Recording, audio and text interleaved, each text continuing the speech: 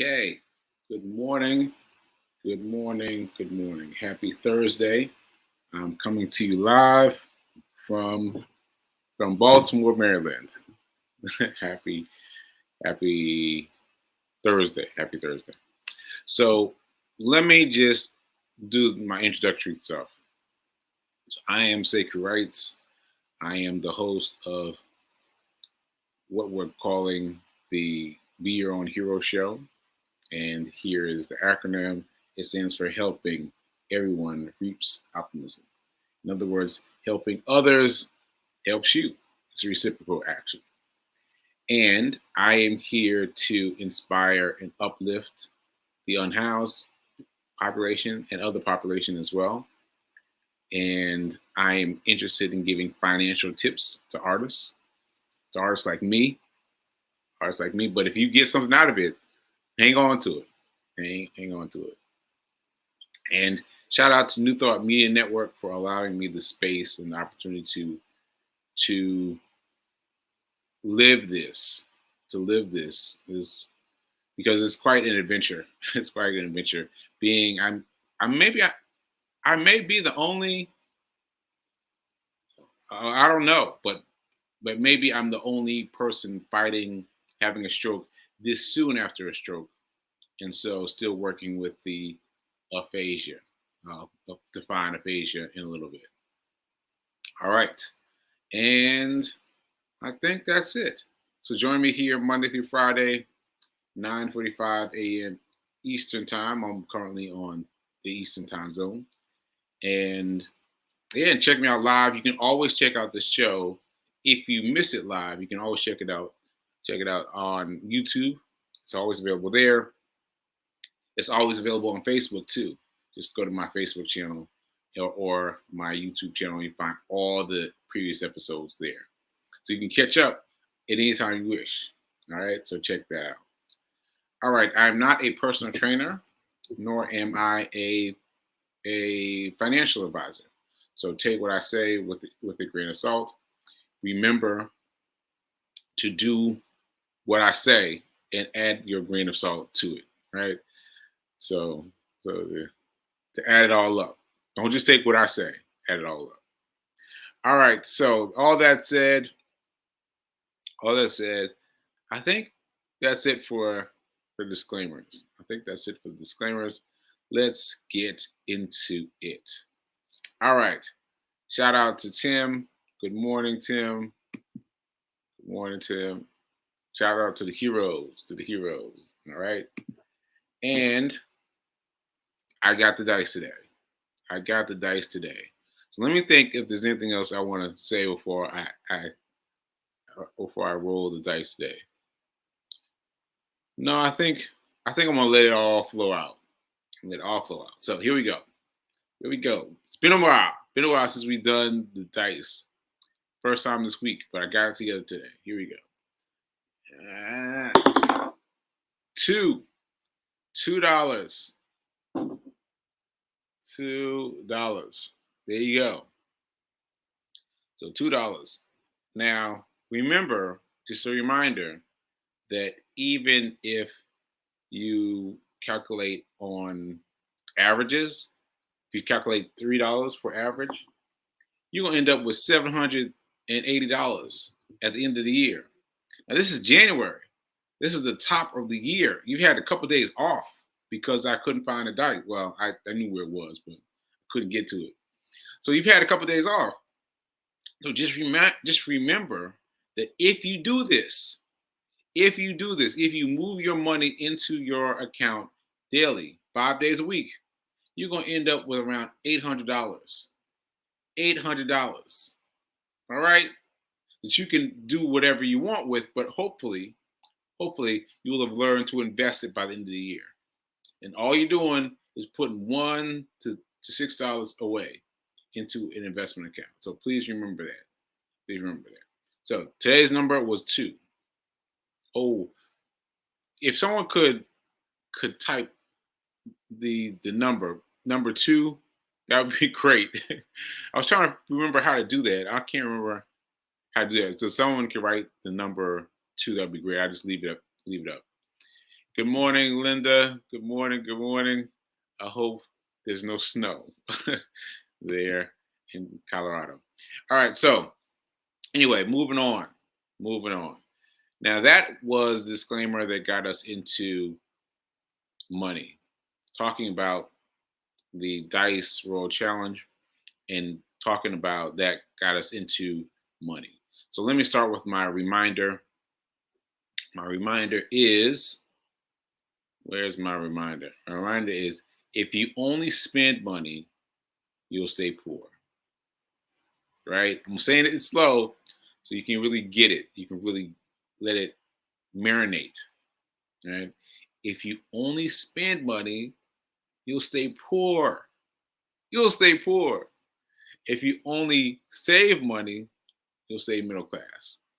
It's only those people who have learned to invest well who have learned how to become wealthy. All right. So that's an important fact that your money has to be earning money while you're sleeping. While you're sleeping, your money needs to be out there making money, making money. And I'll just reset this. That $2 that we rolled just now is enough. That $2 is enough. If you set that $2 for higher in the stock market, it can be working towards your good right now. Right now. Just quick sidebar. You can have $30, let's say $30. Small chunk. You know what? No, let's keep it $2. Let's keep it $2. $2 in your stock account on a stock that pays a dividend like the S&P 500. You will get money back to you. The dividend will send you money. Like, when have you ever had that happen? When have you ever had that happen with your savings account? Huh? They say, yeah, we're gonna give you all this extra whatever, but you never see any money. You never see any money. You put your $2 on the S&P 500, you're gonna get paid. Now it'll be a small amount because it's you're buying stock. You're buying stock. The current S&P 500 is currently, I think, $380. So you got to do the math and figure out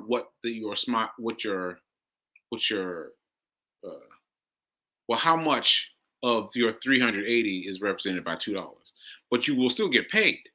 You'll still get paid. And for me, what happened for me, I was like, I'm getting paid. Like I'm getting paid off $1. I got paid. I was like, what? But what happens if I put more in? So I put some more in. And I was like, well, I got more coming back. I said, okay, well, let me put some more in. Until I finally owned a full share of the S&P 500. And once you owned an S&P 500, then once you get there, your tolerances have changed. All right. So I just had to get that out, off my chest. All right. Thank you, Rev. Thank you, Rev Mo. I appreciate it. So $2 is what we rolled today. So if anybody catches the show later, just remember to catch your $2 and set aside. All right. So let me discuss a couple things. Something interesting happened today. Well, last night. I was looking for an interesting movie to watch. Right? Just something to fall asleep to. And I've been ignoring this particular stand-up, but it's called Borrowed Future. I've been ignoring it. But then I clicked on it, and then immediately I was like, oh, I gotta watch this. Why? Because I recognized a man's voice. So let me just show you what you two have probably been ignoring. But let me see. All right. So this is what we are. Oh, well. So they're showing him now. But can you see him? For those of you that can't see him, can you see the face of the guy over there. Okay, now you can see him fully, right? Now, if you know correctly when watching the show, you know with me that this is Anthony O'Neill. Anthony O'Neill, who has been one of the main people that I've been listening to for money advice recently. And I was like, what?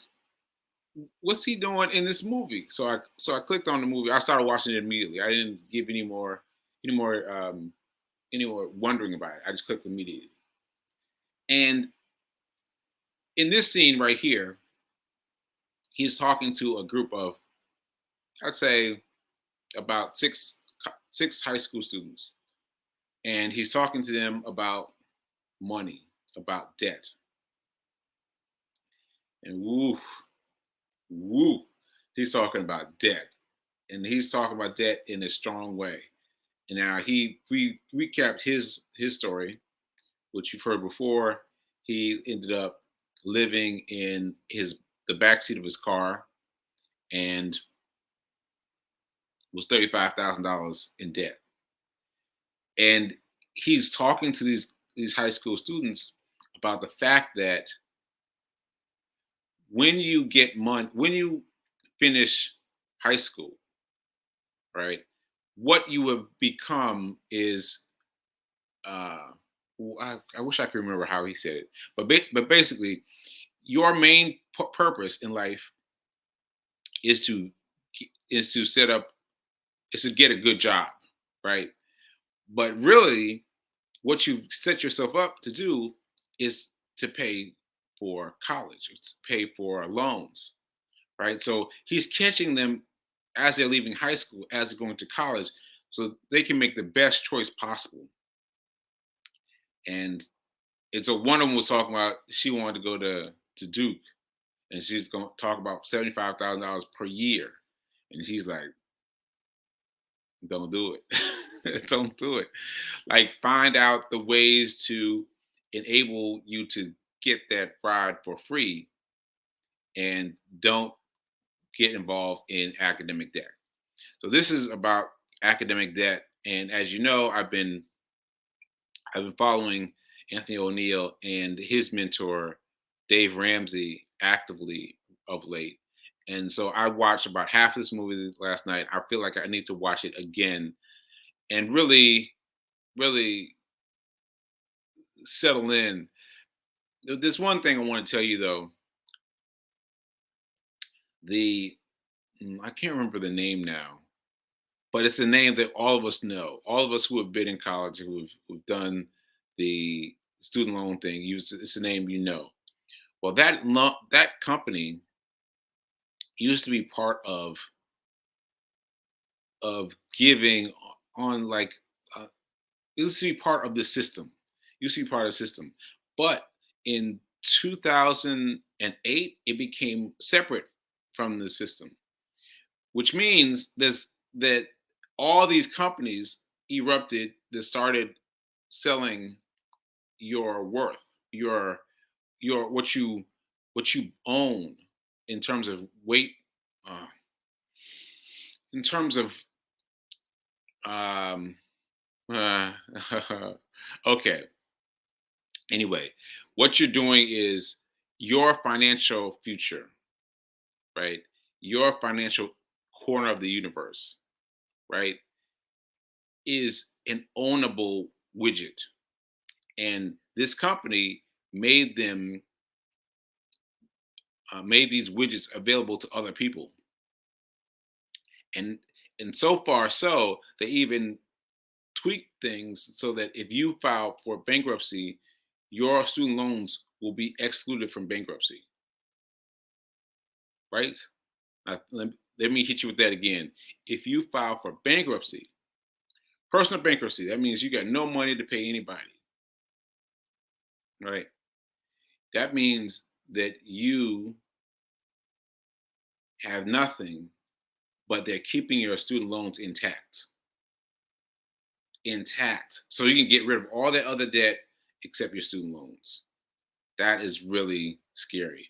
And a harsh reminder for me because I have I have drunk from that tree because I actually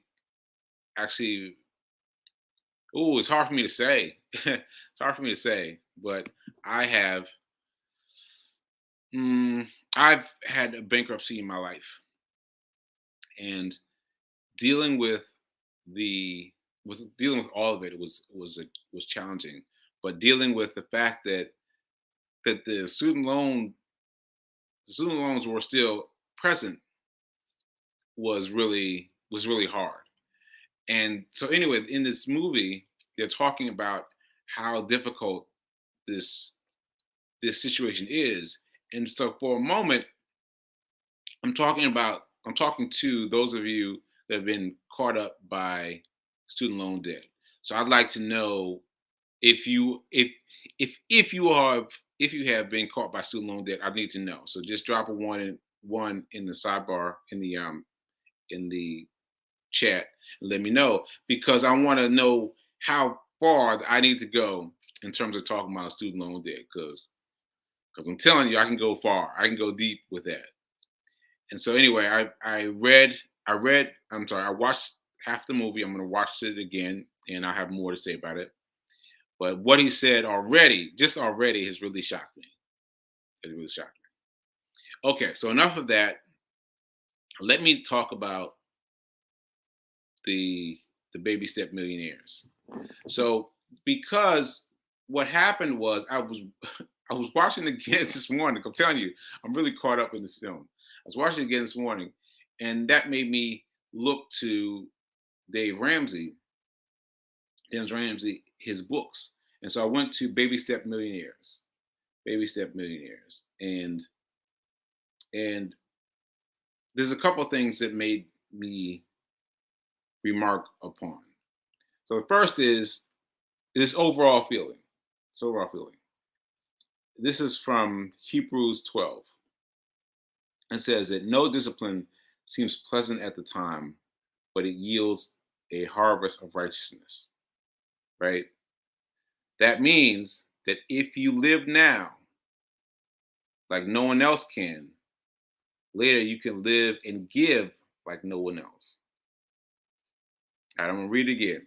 That means that if you live like no one else can now, you can live and give like no one else will later. So essentially, he's saying that if you can live hard right now, then you can prepare yourself to never have to look back again later in life. But you got to be willing to do the hard thing. So this reminds me of the millionaire tips. So I mentioned one yesterday. Maybe I mentioned a couple yesterday, but anyway, his thing about the steps are fairly simple.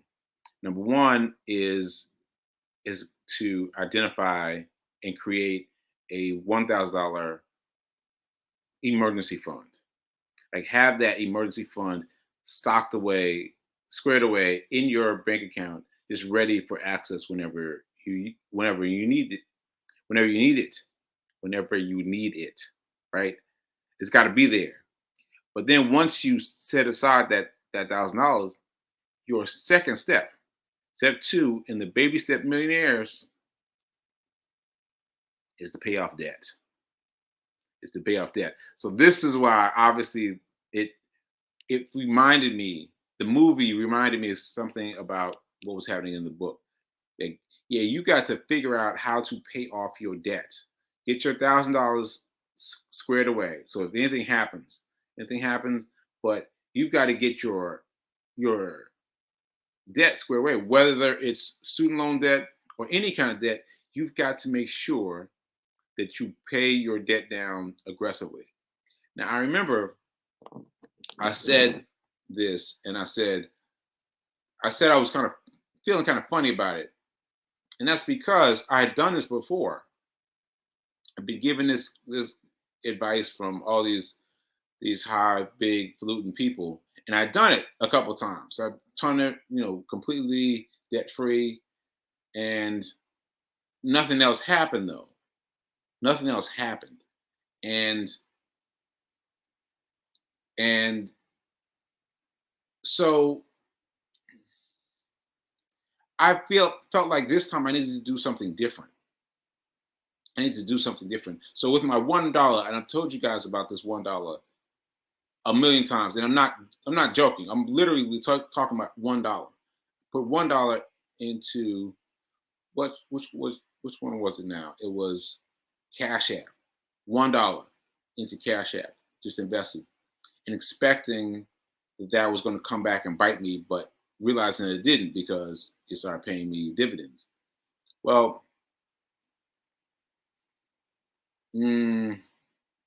oh man. See, you know what happened? What happened was I saw Linda's comment come in, and I got distracted by what she said because this is real. This is real. So this is what she said. She said she had no college in debt, but I'm a retiree, and her daughter has over $130,000. Over $130, about $30,000.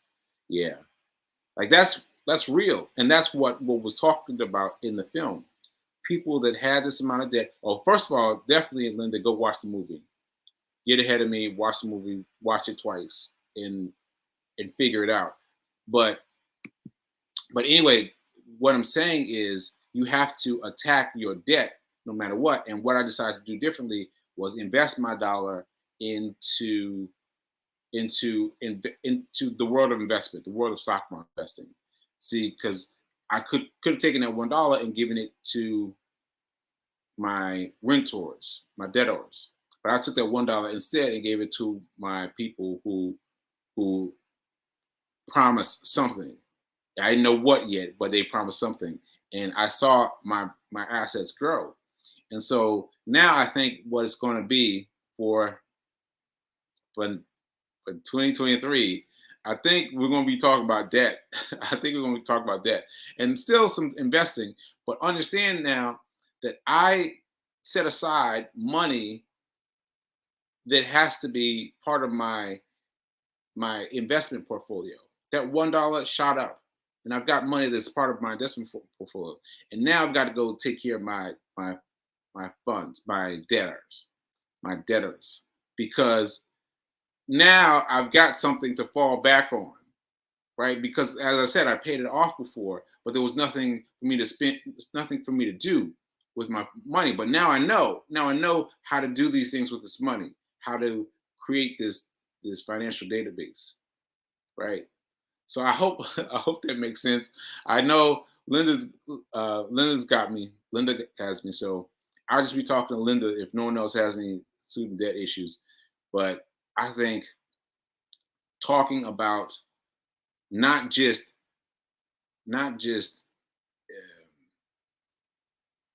just investment, not just investment, but also how to get rid of the debt that confounds all of us in all these different ways will be helpful. So hopefully they will. All right, so enough about that. It's time for Seku's Hero News. Couple things. So I checked out Rev Mel's invitational yesterday. Which flyer was it? I think it was this one. No, that's not it. Oh, wait a minute. One more chance. Yeah, so this was Wednesday Wisdom, Special Hour of Power. And what happened today? So I went to it. I went to it yesterday. The thing was so funny was I was literally having a debate about whether or not I was going to have the camera on. You know, because it was Zoom and everybody could see everybody. I was like, oh, I don't know. I'm going to keep my camera off. I was like, oh, come on, Seku. Turn your camera on. So got something to drink and turned my camera on. As soon as I turned my camera on, this woman, the founder of this, whatever this was, shouted me out. She said, I want to acknowledge Sekou Wrights. He's got a show. And I was like, no, I was so convinced that she was talking about another Sekou, that I actually was telling her, "Oh, you mean Mr. Sekou? Yeah, we and I get confused a lot often." And it took Reverend Mel to be like, "Sekou, Sekou, she's talking about you." And I was like, "Me? She's talking about me?" I was completely thrown off. And it was so funny to me to be recognized by someone who I don't know. And I was really trying to give it away. I was really trying to give it away to someone else. And it was very funny to have that happen for me. And I have to realize that I am doing this, that I'm doing the show, and that there are people that are watching who may not put something in the comments. And so I appreciate that. I appreciate that, and I appreciate how much more I need to grow. I need to grow into this. So be on the lookout for me to grow. All right. So that said, I also want to show you guys this 30-Day Mental Diet by Willis Kadir. What? So Fee King ordered this book yesterday, and I didn't realize it, but this is the first time I've seen it. Why? Because I keep all my books on here, on my phone, right? So I don't know what it looks like. I don't know all the stops and all the breaks and all the things that are so eloquent within the book itself. So I'm grateful that I've got a chance to check out the book itself. And I may have to actually get the actual book. I may have to actually get it because it's got some really good things here. It's got some space for for notes. Speaking of notes, that leads me into my final thing. Well, let me read my quote. Let me read my quote because the quote is serious. Where's my quote? Where's my quote? Pain is inevitable. Suffering is optional. Pain is inevitable. Suffering is optional. Okay. So yesterday, with the thing I just told you about, the wonderful Wednesdays, something Wednesdays, I was doing with Reverend Mel. I found myself using. Well, okay, I'll just spill it. So taking notes is hard for me. Taking notes is very hard for me because I'm right-handed, and so writing with my right hand is hard, and has been hard, and I'm getting better. And also typing notes on the computer has also been challenging. And so because they're so hard, I have reduced my energy to very short points. And those very short points have made my note taking like that. Whereas everyone else in my group had a lot to say, I had a very small amount to say, because working with small writing has forced me to keep my strokes very minimal. Okay, so I see I'm already out of time, and I want to talk more about that, but maybe I will talk about that tomorrow. Thanks to Reverend Mel for for getting me to recognize that they were talking about me yesterday. I still can't believe that. But anyway, I guess I'm that guy. I'm the guy on your show, on the Be Your Own Hero show. So keep being a hero, keep being your own hero, and remember that now is better than perfect. Now is better than perfect. Yes, now is better than perfect, and live in that. Live in that. All right, I'll see you guys next week, tomorrow. All right. Oh, for Free Flow Friday. No? Yes, Free Flow Friday tomorrow. All right, later.